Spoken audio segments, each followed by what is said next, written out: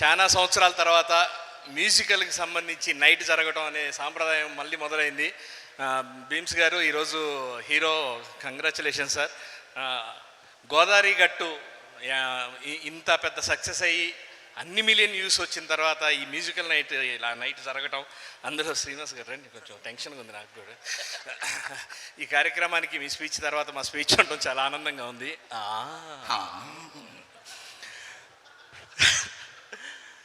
వేడివేడిగా వండేసి వడ్డించి పెట్టేసి తినిపిస్తే కడుపు నిండా హాయిగా పండగ ఎలా చేసుకుంటాం. ఈ సినిమా కూడా షూటింగ్ దగ్గర నుంచి పోస్ట్ ప్రొడక్షన్ నుంచి రిలీజు, హిట్టు, ప్రమోషన్స్, లొకేషన్లో అందరినీ దగ్గరుండి అనిల్ గారితో వర్క్ చేసేటప్పుడు ఏంటంటే అందరు ఆర్టిస్టులు ఆయన చుట్టూనే మానిటర్ దగ్గరే ఉంటారు.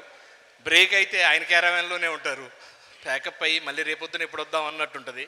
అంత సరదాగా సంతోషంగా వెంకటేష్ గారు లొకేషన్లో ఉన్నప్పుడు కూడా చిన్న చిన్న టెన్షన్లు కూడా ఆర్టిస్టులకు దగ్గర రానియకుండా చాలా ఫ్రీగా వాళ్ళందరికీ ప్రోత్సహిస్తూ అన్న రెడ్డి కాదు, నీ క్యారెక్టర్ అసలు ఎలా ఇంప్రూవ్ అయింది, సప్తగిరి ఎలా బయటకు వెళ్ళిపోయాడు, అదొక్క ఎపిసోడ్ చెప్పి ఫినిష్ చేయి. ఓకే, యాక్చువల్గా ఒక డాక్టర్ వేషంకి నన్ను పిలిపించారు. అవుట్డోర్ వెళ్ళాము.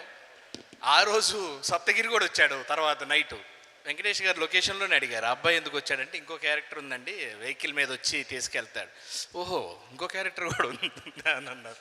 నైటు ఆ క్యారెక్టర్ని ఎలా ఇంప్రూవ్ చేద్దాం, అప్పటికప్పుడు అనిల్ గారికి ఏంటంటే ఎప్పుడప్పుడు డెవలప్ చేయడం బాగా ఆ టైంకి తగ్గట్టు చేస్తూ ఉంటారు. ఆ నైట్ డిస్కషన్లో 2 నిమిషాల తర్వాత సప్తగిరికి అర్థమైంది, నన్ను ఎందుకు పిలిచావో నాకు అర్థం కావట్లేదు, నాకు అర్థమైంది నాకు రిటర్న్ ఫ్లైట్ వేస్తారని నాకు అర్థమైంది అని. సరే ఓన్లీ ఒక్క బిట్టు కూడా శ్రీనివాస్ రెడ్డి వచ్చి కార్లో తీసుకొని వెళ్తాడని అన్నారు.